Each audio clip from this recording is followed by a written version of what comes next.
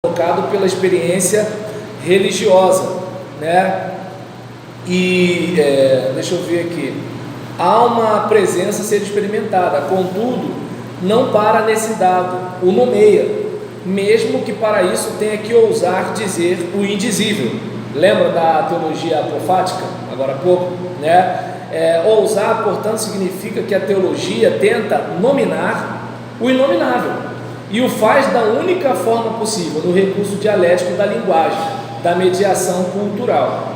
A teologia, e mais especificamente o teólogo, é aquela que, diante de uma presença que a interpela, ousa perguntar-lhe o nome, tanto para qualificar sua experiência, lembra falar da salvação, parará, né, o homem de acordo com a Bíblia, né, e assim por diante, tal, partindo da teologia cristã. Outras teologias é outra coisa, né? Tanto para qualificar sua experiência quanto para comunicá-la. Quando chega na hora de pregar, a gente prega a partir de quê? Da nossa teologia sistemática ou do nosso corpo de doutrina. Quem é Deus, quem é Jesus, quem é o diabo, o que é a igreja, né? O que é o homem, o que é salvação, o que é pecado, né? Então, a teologia, ela ajuda a gente a quê? A dar nomes para a nossa experiência, que não tem nome na hora da experiência, né? Quando você tem um encontro pessoal com o Senhor, você não tem nome para aquilo, mas na classe de novos crentes, o pastor vai explicando para você racionalmente o que aconteceu com você. Entende o que é a teologia? Né? Então a teologia, ela se importa com isso, ela analisa, ela pesquisa, ela mastiga, né? Através da cultura que a gente tem, não tem como ser de outra forma, né? Então diz, mas ou a Bíblia ou a cultura. Eu falo, filho, não tem como fugir da cultura.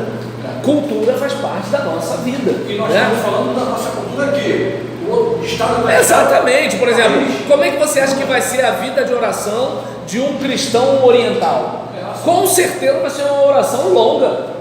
Está arriscado a gente ficar com dor no joelho, dor no pé, e o cara não para de orar. Na África, o culto é o domingo inteiro, de manhã até a noite. Tá dando para entender? Aí você olha, por exemplo, olha a vida de oração do ocidental, principalmente o americano. Faça mal, faça bem, em nome de Jesus, amém. Mãe, bota feijão, entendeu? É um negócio mais ou menos assim. Aí você vê, né? Você deu o exemplo do africano.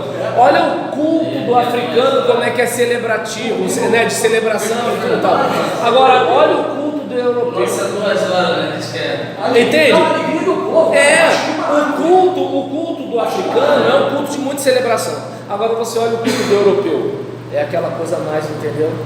Então aí você verifica que é o seguinte: Deus está mais num lugar que o outro? Não, mas a cultura é diferente, né? E aí a gente, por exemplo, observa, né, que assim, em relação, né, dessa ousadia derivam-se duas posturas ou estratégias discursivas que determinam a própria concepção que a teologia terá de sua tarefa.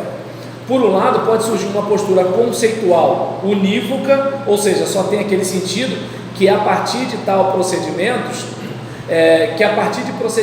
especulativos, arrogue para si a condição de qualificar univocamente a experiência que tem da presença do sagrado. Dessa forma acontecerá uma identificação da experiência da presença com a própria presença, ou seja, eu acabo dizendo que Deus é o que eu senti que Ele é, eu acabo dizendo que Deus é o que eu pensei que Ele é. E aí eu lembro, gente, Deus é totalmente outro, Ele é totalmente além de tudo aquilo que eu possa imaginar. Entende? Ou seja, eu converso com Ele. É como, por exemplo, eu ligo o meu carro, mas eu não sou mecânico. Eu conheço meu carro? Eu conheço, mas não conheço. Entende? Eu conheço, mas não conheço. Então eu tenho um relacionamento com Deus, mas daí a eu dizer Deus é assim, não, a minha mente absorve dessa forma, entendeu? E isso é teologia. Quando ele diz a Abraão que sua descendência será como a areia do mar, faz um cálculo aí. De madrugada vocês acordam, olha para o céu e vê o tanto de Ou seja, se não dá para Abraão entender a promessa de Deus, imagina entender Deus, né? Aí eu lembro da música do preto e do branco, né? Então, assim, ninguém explica Deus, né? Mas a gente vai estudar assim mesmo, porque se eu falar desse jeito, vocês desanimam, não pagam o seminário, aí quebra, aí não tem como eu levar o leite para casa. Então, ninguém explica Deus, mas vamos estudar assim mesmo. E aí, né, nesse caso, né, por exemplo, é importante a gente verificar, né, que a nomeação dessa presença passaria a corresponder exatamente a essa em toda a sua espessura. Então daí é importante a gente ter o cuidado de assim, olha, eu creio em Deus e tenho essa minha experiência com Deus, mas Deus é muito mais do que isso, né? E Ele é muito maior do que pode caber na minha cabeça, por mais cabeção, né, que eu seja. E aí, fala, Fernando, o que você quer dizer? Não, o que a Bíblia diz é mais do que nós pensamos, pedimos ou imaginamos. É imensurável. Um Deus. Mas aí esse texto está dizendo que o que Ele tem para fazer é que além do que nós pedimos e pensamos. Não, Ele vai muito além do que nós podemos. Não tem cálculo, não tem cálculo.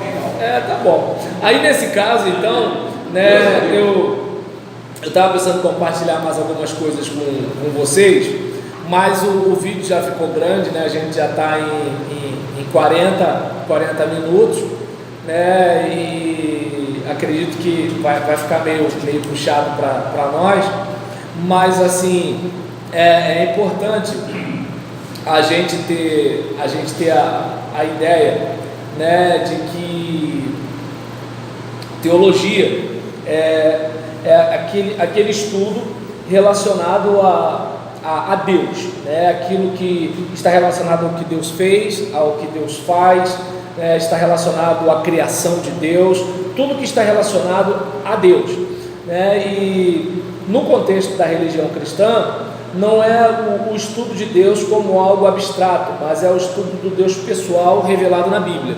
Então, no nosso contexto, já é diferente de algumas propostas, inclusive filosóficas, apresentadas aqui, né? E aí, necessariamente, isso vai incluir o quê?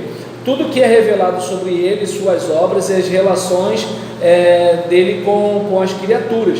O estudo da teologia é diferente do estudo da religião.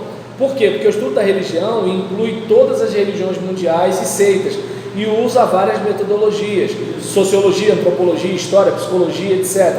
A teologia, ela é mais especializada, sendo o estudo das doutrinas ou das coisas que os adeptos de uma determinada religião têm, né? Então, por exemplo, a teologia umbandista é uma teologia, a teologia cristã é uma teologia. A gente não está estudando religião, a gente está estudando praticamente a nossa fé, a nossa experiência de fé. Só que a gente está num olhar mais frio, a gente está analisando. Vamos pegar uma coisa simples, né? Digamos, quando a gente vai ao médico, o médico toca no nosso corpo, mas ele não toca no nosso corpo como a gente pega o filho no colo, como a gente abraça a namorada, né? Como a gente beija a mãe da gente. É um toque, mas é um toque diferente. Então, o teólogo, ele é como o jornalista que estuda alguém, e não como o filho que abraça esse alguém. Tá dando para entender?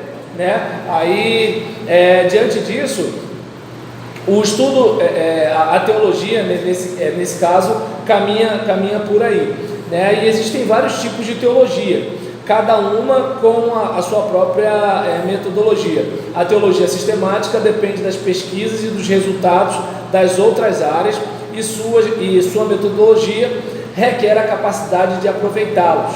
Portanto, antes de definir a teologia sistemática, precisamos olhar as demais áreas da teologia. E aí a gente vai estar falando sobre áreas da teologia no próximo vídeo.